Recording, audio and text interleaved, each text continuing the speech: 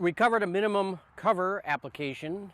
Now the next type of application I want to show you is what we call sustaining a grade. And the best example I can think of is the bottom of a trench for a footing for a structure. Generally speaking anyway, concrete guys want, and architects, builders, want the bottom of the footings flat, level to grade, level to some desire, and at a desired depth. The example I'm going to do here is, envision if I was going to add on to a structure and I'm going to build a sunroom on my house, okay?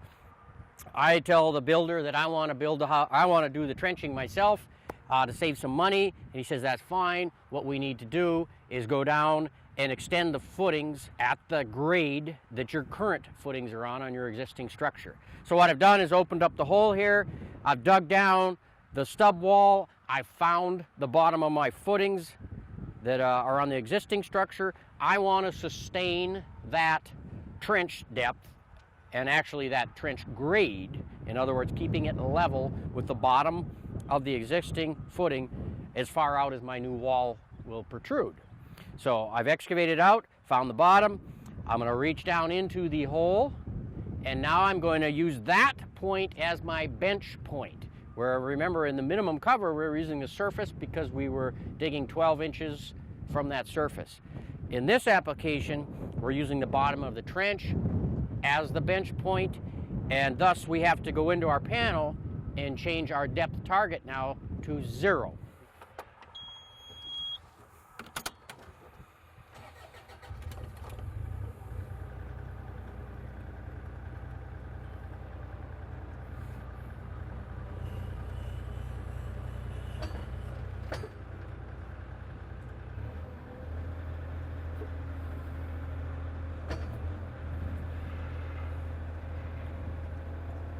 So now I'm going to go down, find the bottom of my footing with the tooth of the bucket, and before I go to bench, of course, now I have to change my depth target to 0.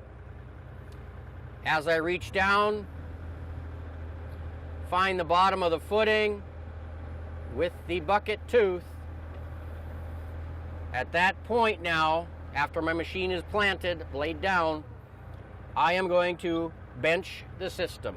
Now my screen is telling me my target is 0, my current depth is 0, and my distance to target is 0. And that's exactly what I want. I want to sustain this grade as I dig away from the existing footing. And so I'm going to listen for the system to guide me. Solid tone tells me I'm on target.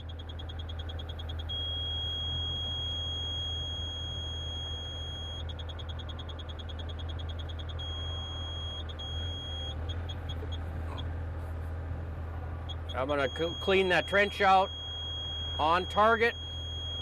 It's important when you're doing a sustaining grade that you finish the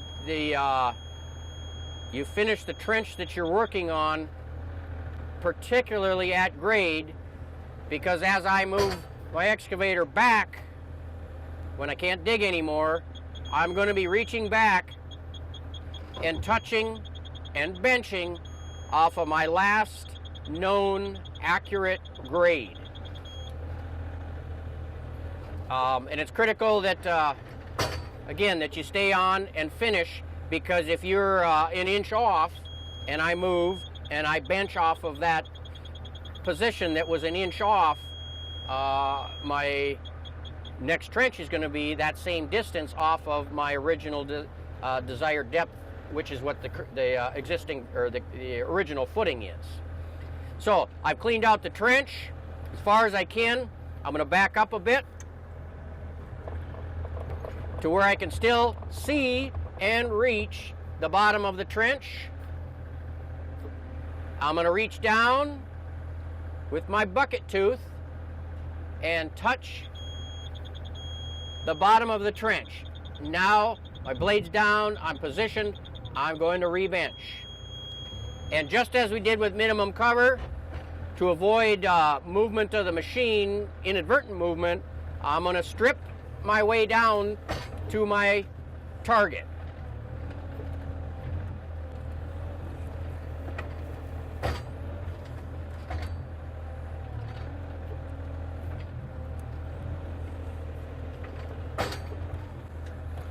starting to get closer, so I'm going to listen for the audible tones.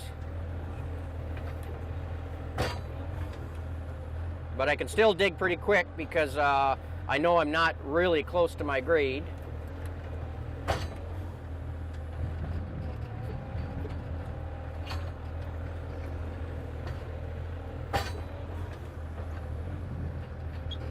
Now I'm starting to hear the tones. I have to be more careful not to over dig.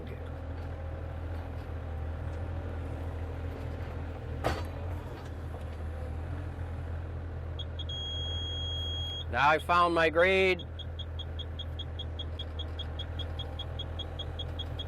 I'm just above grade with the slow pitched audible.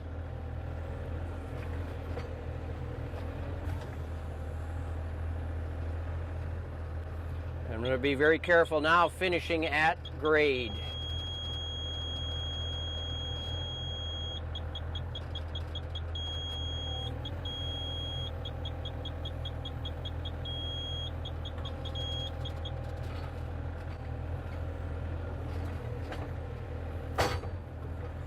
And one last pass at grade to make sure when I bench, after I move, I sustain the original grade.